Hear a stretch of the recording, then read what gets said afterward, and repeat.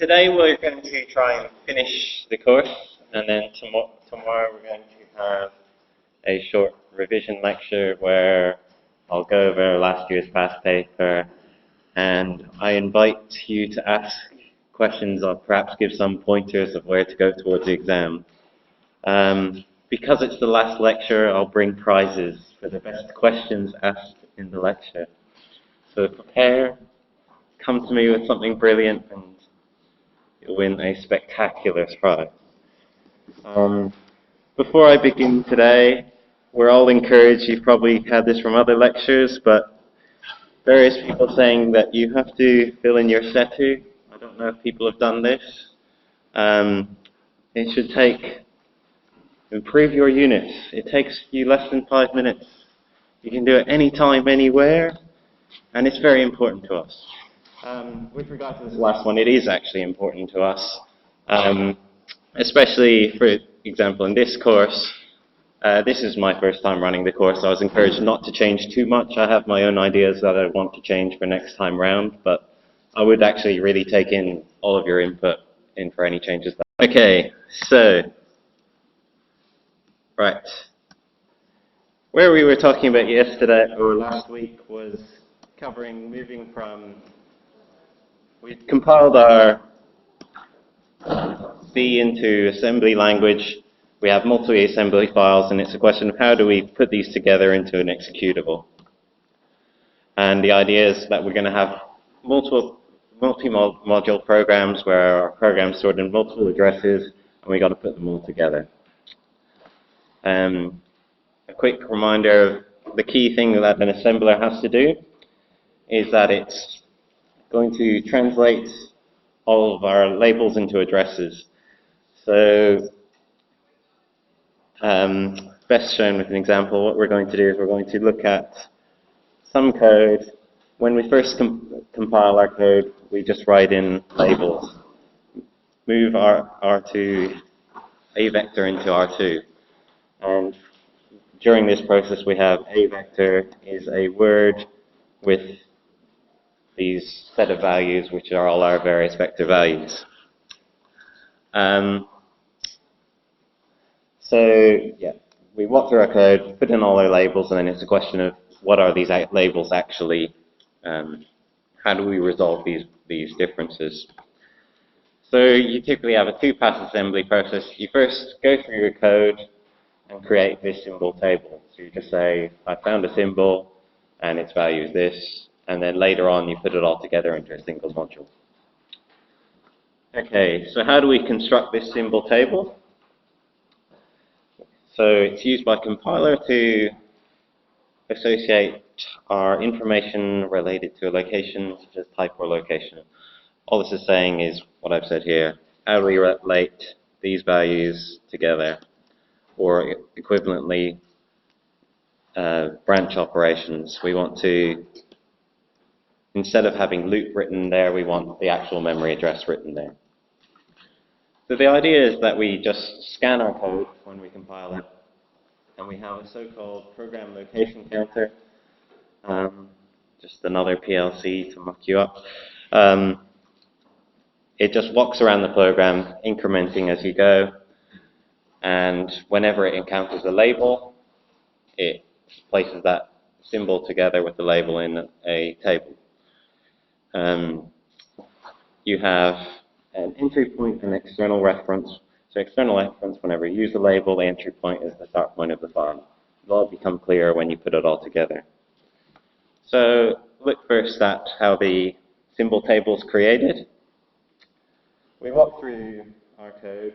So our code is just simply add, compare, subtract. Walking through our code, we start off with our program location counter. Now, our program location counter, because this is a standalone program, we start them all from 0, unless specified otherwise. So we start off from address location 0, and read this instruction. Nothing to add, then increment our program location counter by 4. Read the next instruction. This instruction, you note, has some label. So this is going to correspond to some branch location, so something might branch to this memory address from further down the code. And when you encounter this label, then you go put this into the symbol table and you give it a value. So now you've created your symbol table with its first value. Similarly, carry on, increasing your PLC, just showing your memory location, and adding a label every time you come into your symbol table. Okay, so again, we're doing relative addresses. Every module, we start off labeling from 0 unless we say otherwise, and then we keep track of it all together and put it all together at the end. Okay, just a little, there are some pseudo operations, so you can label your assembly if you wish. So you can have this org command. So if you put this org command right at the start, if I had org 100, then this program location or counter would be changed to 100. That doesn't actually use any memory space because it's just for the linker to work out. Similarly, equal you can use that to specify a value which one in the symbol table, but you don't want to affect the PLC. And there are some others as well, depending on your compiler. Okay, so let's have a look at a really simple example of how we link two files together. So we've got a main function which repeatedly calls a function called func, and then just loops around and repeats this forever. Our function func just increments counter up to 100. So yeah, it doesn't really do anything, but it's just an example of how you can put two files together. Okay, first we compile main into its assembly code, and you've probably looked at this kind of thing when you put something on your NEOS. You can look at the disassembly and see what it looks like. Right, so first up, all of your address values are starting from 0. And this is what we said before. It's a module. You start off from 0 because that makes it easy, and then you resolve it later on. This one is just your machine code instruction. The other thing to note here is that we have, at this point, we still have func. So func is undefined at this point. Where is it defined? It's defined in our symbol table. And we're later going to resolve where func should actually be. Okay, looking into the func function is similar again. Once again, you know, this one also starts from memory location 0, and this is just follows the code. It should be rather straightforward to work through in your own time if you want to familiarize yourself with assembly. Okay, and then you build up this symbol table. So this symbol table has all of the instructions we have, including func having address of A6. So we're going to use this later on. Okay, so what does the linker have to do? It takes all of my assembly code. First thing it has to do is order it. How do we want to put all of these various modules into memory? Then it resolves all of your labels. How it does this is it takes all of your various symbol tables from all of your assembly files and creates some giant single symbol table. And then it's going to look up this giant one as it puts together your final executable, which it generates. Okay, so this is just highlighting how you will fill up your memory with multiple modules in location, and you work this out when you're linking your modules together. Okay, so as you see, once you've linked all of your modules together, your start address has now been changed to its true location in memory, which is, in this case, is now 100, where it was 0. You've put together your main function and your function in different parts of memory, where your function func has been assigned a memory location, which I showed you in this symbol table. And this corresponds, so you first call func, you call the memory location, go to this memory location, execute func. And similarly, all other addresses have been added. So it's a very simple process. Create a simple a simple file starting from zero. Create a table of everything that you're going to have to look up, where the memory locations are going to be added together, and then at the end, put it all together in some big file and work it all out. Right. The slight exception here is that you have dynamic linking, DLLs. You'll probably have heard of it a lot. So if you have one library that's shared by multiple programs, what we want to do is instead of essentially copying this library code into the current running executable and creating a big single file, you want to just compile your library once and link to it at runtime. So it saves you memory space because you can compile your library once, and everything that uses it at the very start of its execution, it does some quick dynamic linking to this external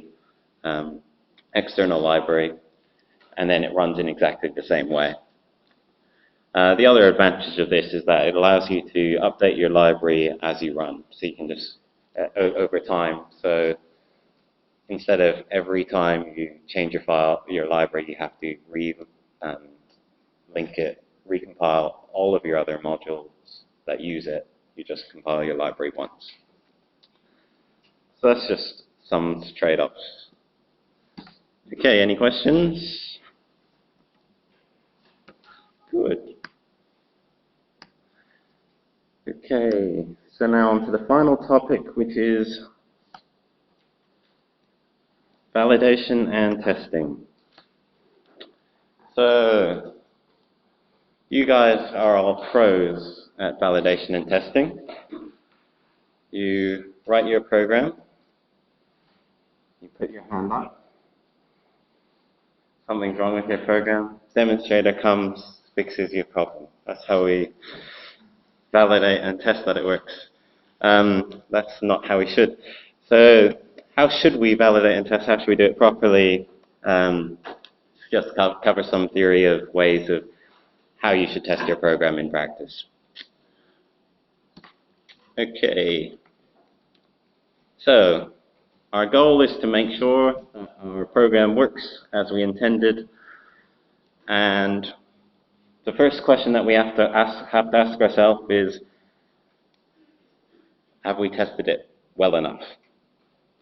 Now this, of course, is a horrible question. What is adequate?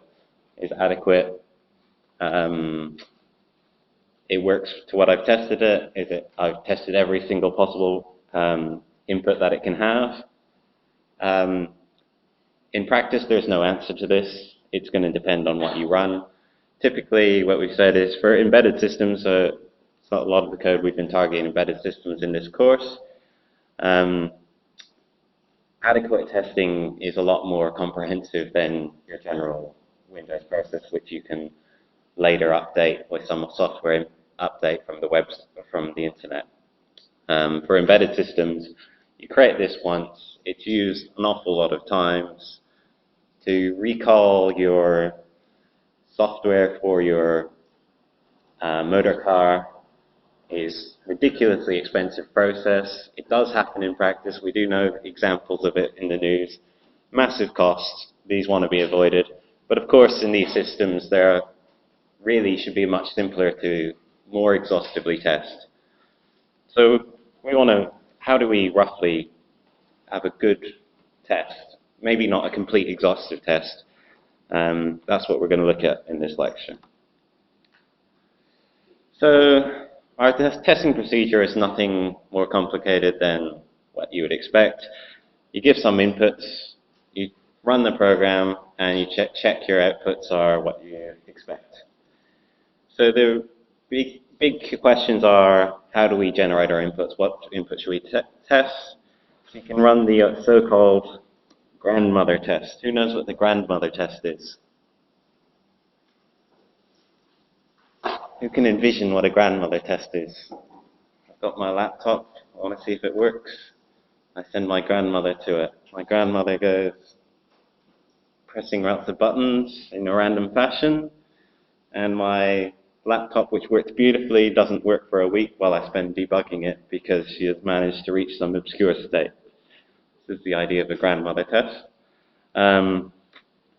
which may sound ridiculous, but this is actually used in practice. So a long time ago, I did some placement, there are various placements at ARM. So ARM's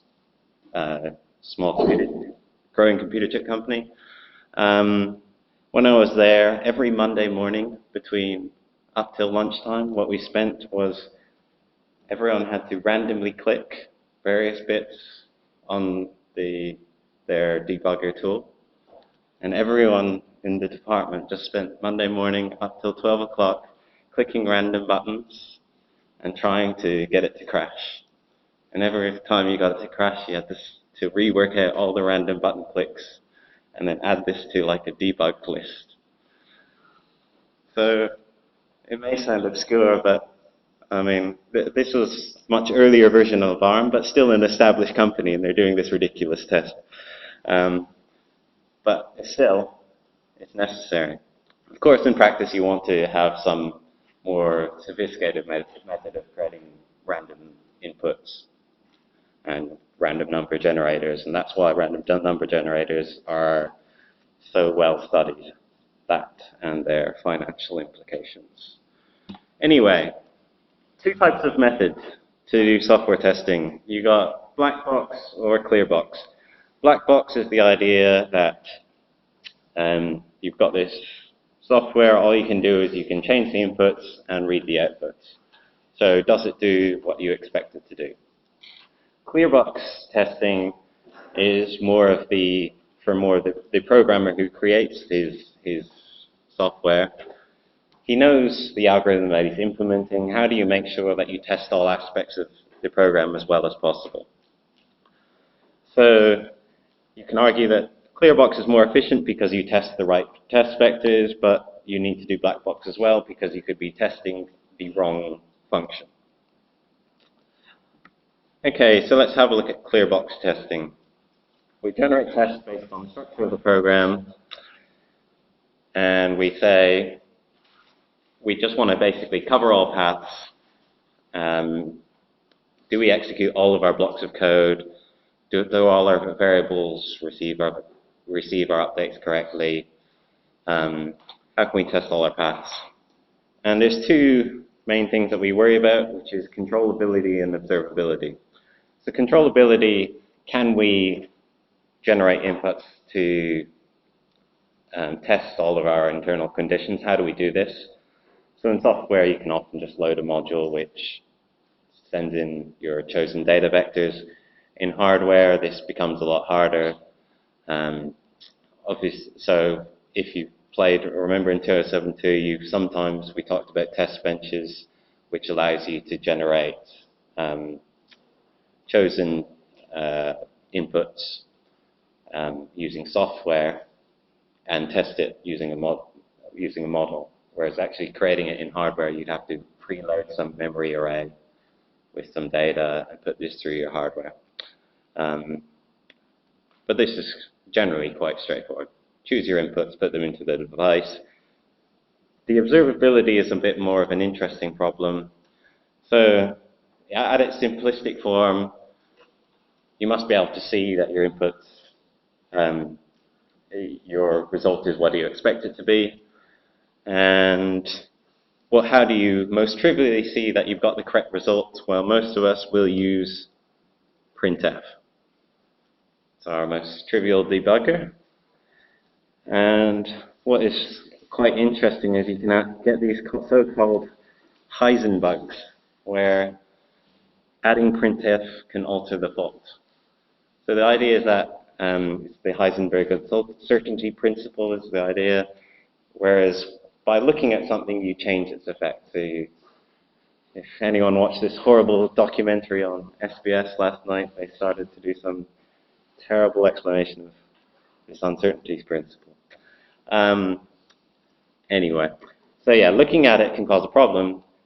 Simply adding a printf statement to your code can cause it to work or not work. Now, why on earth would that be? It's because printf is actually one of the things that you should avoid like the plague as an embedded system programmer, because it's a huge chunk of memory file. So it's something like 4K bytes, and if you've got a limited memory, you're using half of it just holding a printf statement, or enabling you to do printf. But what you do once you put in this printf statement, then we've talked about our linker, you put on all your modules in memory. So you can imagine once you've added a printf statement, then you add an extra module to this memory, and you've changed all the start locations of your memory. Once you've changed all the start locations of your memory, then if you have any bad pointer arithmetic or something, or overriding a pointer, or freeing a pointer and then reusing it in your code, if you don't detect this error by looking at compiler warnings, without the printf statement, you might be overriding some memory. With the printf statement, you might have moved some variables so that when you overwrite a free location of memory anyway. So it's just moving the space in memory around can affect how you your available memory location. So it's just something to be aware of. It's more of a caveat than something to worry about in this course, but interesting nonetheless. Okay, so a more simple example of controllability and observability is looking at this circular buffer. You want to check that you're loading values into a buffer with a simple for loop. Check you cover all the range and outputs correctly. Can we observe this using printf? If you put in a printf within this loop, you're going to get hundreds of print statements. It's going to be hard to debug. And not only that, it's going to slow down your code dramatically.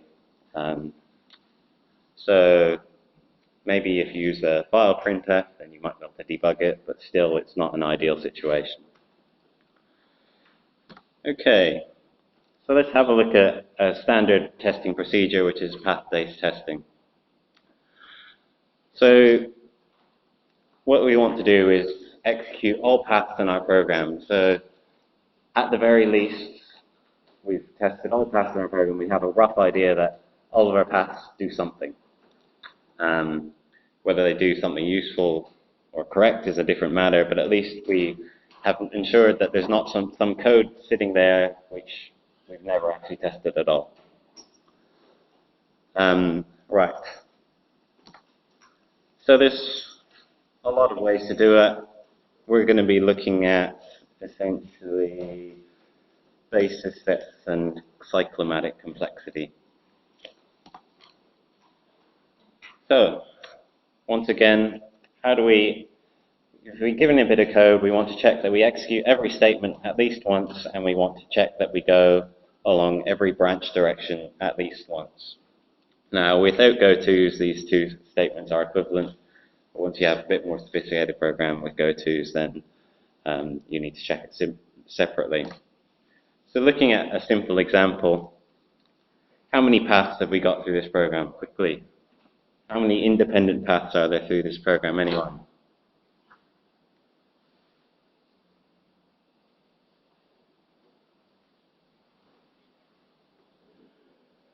Two. I have one path. I've tested all these ways. A second path.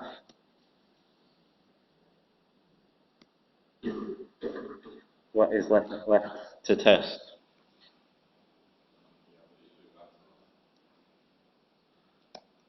Once I've got these three paths, then everything in my program has been tested in a basic way. So I've tested all directions from my branches, here and here, here and here. I've tested all code fragments. If you remember, our square boxes represent some form of code. So we've tested all our code fragments and all our conditionals. So it's pretty easy to see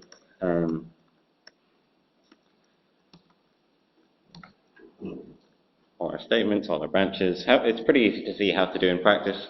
We're just going to go through some theory about how do you work out the worst case, how do you work out if your code is basically testable or not.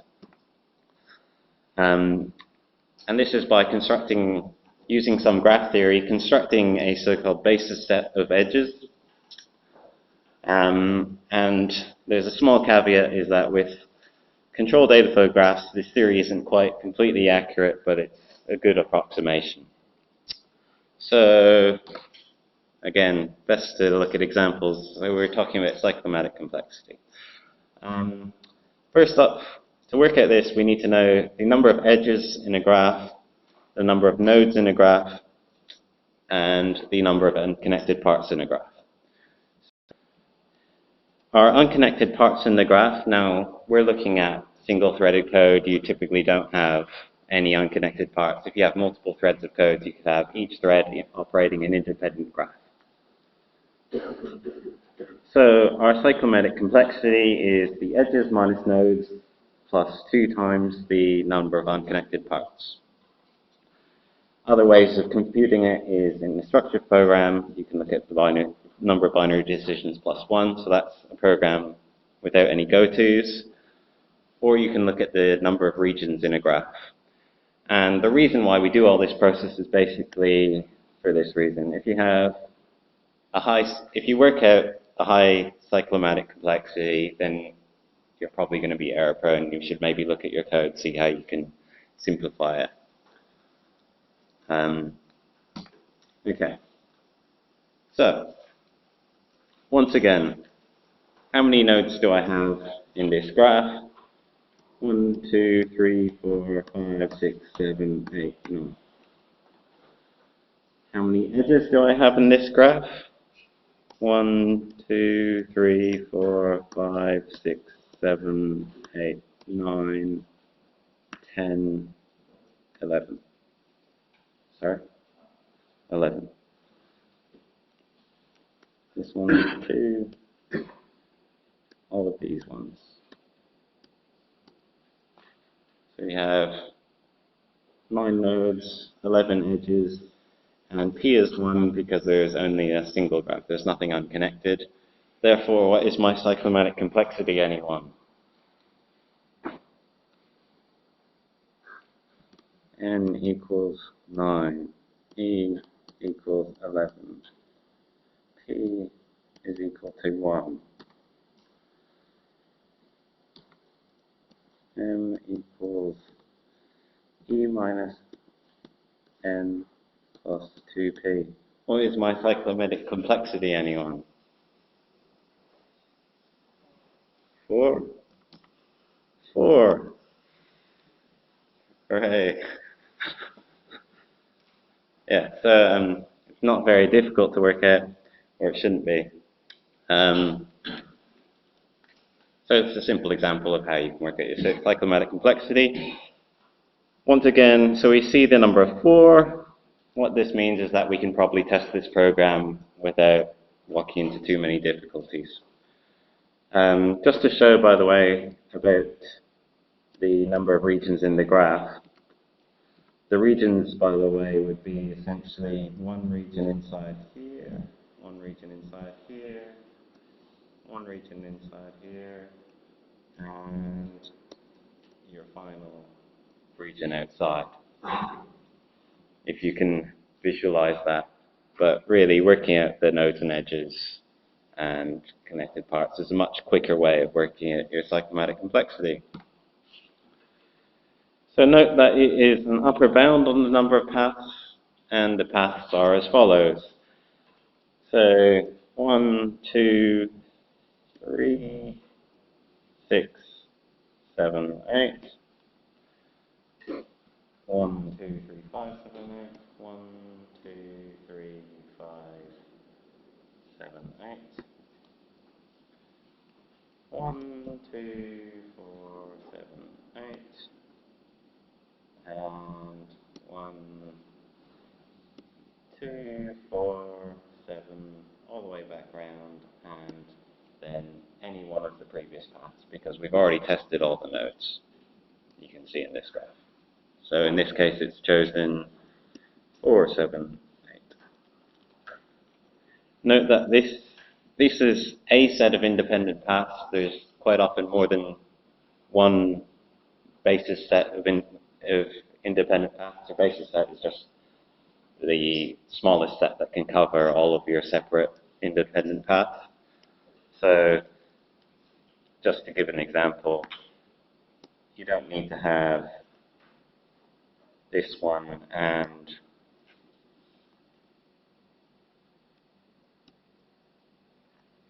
this one going around and around the loop again and again, because you've already covered your paths.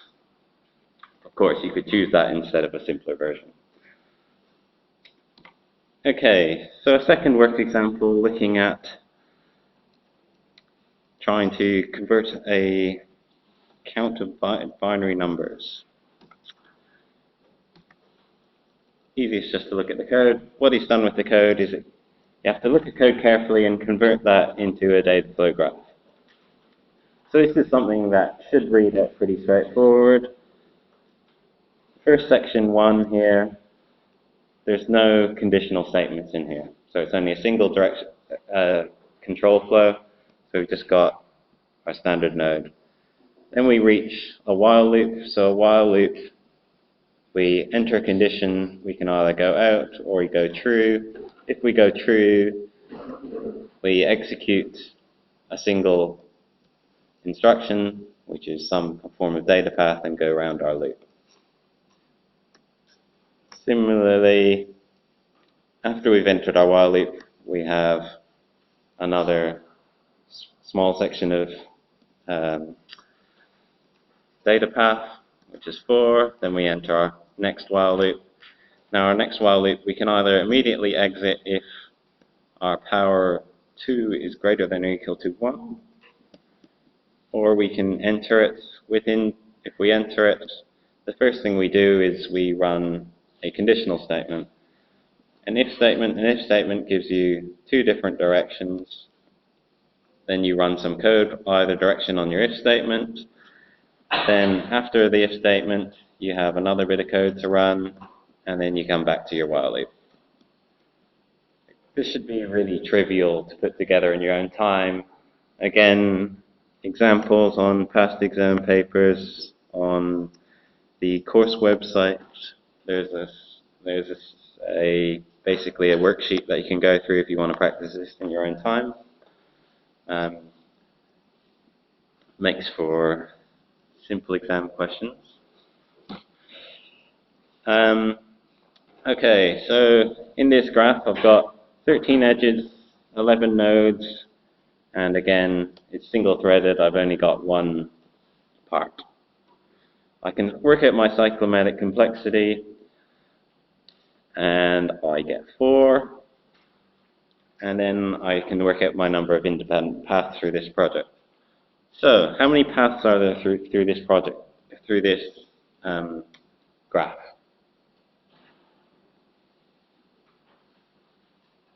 How many do I need? You know the cyclomatic complexity is 4. So how many paths are there? 4? At most 4. At most 4, yes. In practice, well, let's have a look. So one path, if I pick this path, that's 1. I could go 2. I could go 3. And I could go 4. So I could have 4. Could I do it with less than 4? Yes? So we could go 1. We could go 2. And we could go 3. And once again, you can see that I've covered all paths and all branches throughout my project. All this is, once again, is highlighting that the cyclomatic complexity is an upper bound on the number of independent paths. So going back to what I said, if your cyclomatic complexity is greater than 10, you might still have a limited number of paths, but it gives you a guide that it's going to be a hassle. And the other reason you work out your cyclomatic complexity instead of just working out your paths directly is it can be a lot quicker to work out your cyclomatic complexity than to try and work out all of your independent paths, which might need a bit of thought. So we can just get a quick rough guide. Okay, and then if you actually went through this code and executed these various paths, in this example, you would find that there would be an error, and the error happens to be that we just, going back to my code, what you can do is you can essentially go straight here to out. If I went straight there to out, then I would never printf anything at all. So you'd never get any output at all. So that's just a demo that once you've tried all independent paths, then you can detect bugs. And this would be the solution to avoid that problem. Right, what is your strategy to do any branch testing? You have to pick your inputs carefully, basically. Something else to be aware of, though, is that you might think that you execute all branches correctly, but you're not actually testing all statements within a branch. So suppose I wanted to write A or B and C, and I actually wrote A and B and C. You can imagine that just by changing the value of A, you can enter both tasks, but you never actually test the condition B greater than or equal to C. So if A is false, then this loop is definitely false, right? You'll never test for B greater than C's condition. So you have to be careful whenever you're writing these tests. A more obvious example which you'll get, so your classic code example of having an equal instead of a double equals. Again, highlighting, it's worth noting that any half-decent compiler should say that this is probably wrong, and hence you should check all compiler warnings whenever you write your code. Who does that? A couple people. Who does that with Quartus?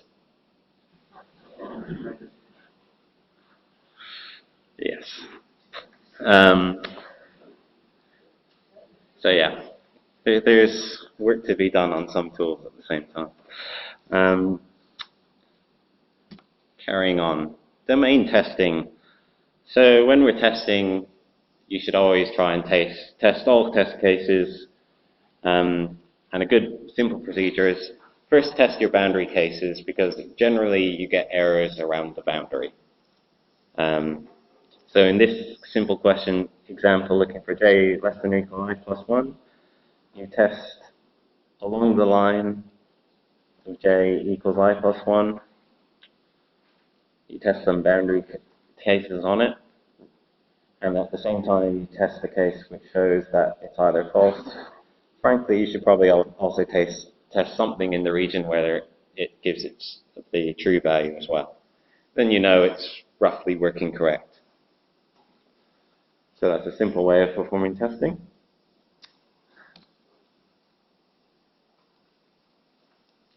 Right. Also, so this is just talking about a compiler warning which you've probably come up against. If you define some variable in your code, so put x equals 5 somewhere, and if you don't actually use your variable anywhere else because you changed your code, this is some previous version, your compiler might warn you that this path isn't going to be executed, you're never going to reach this region. Once again, just telling you to check your warnings. Similarly, a strategy for testing loops, you want to test all cases. Skip it entirely, go through it once, go through it twice, go through it somewhere in the middle amount of iterations, test it for an awful lot of iterations. Really just basic testing procedures which you should consider. Black box testing is equally important, and the key point with black box testing is that it should be developed by people not involved with development. So if you're ever working on group projects, actually a good process would be to have one person creating your test and another person creating your code. So you start off saying, this is what I think the box should do. With these inputs, it should give these outputs, and then someone else goes writes the code, and then you put the two together and see if the code works as you from the outside think it should.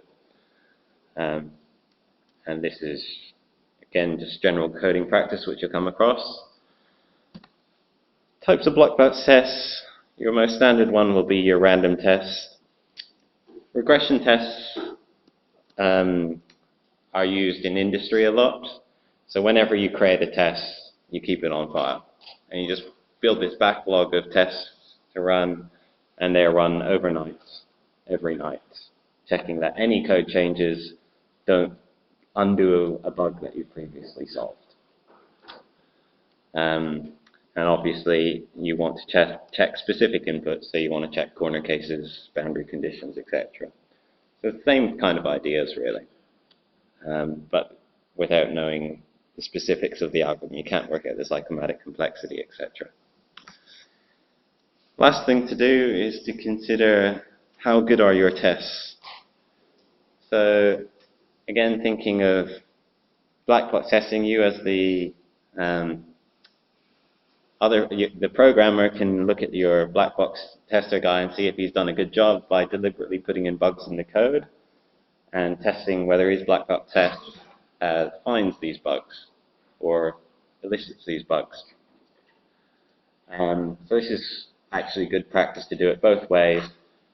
Put in bugs, check that your tests return it, and separately have your function test what you're meant to do. Does your code without bugs work as you desire? Right. That's the end. Hooray.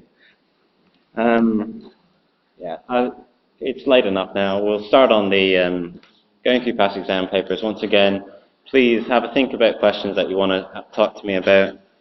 I've had some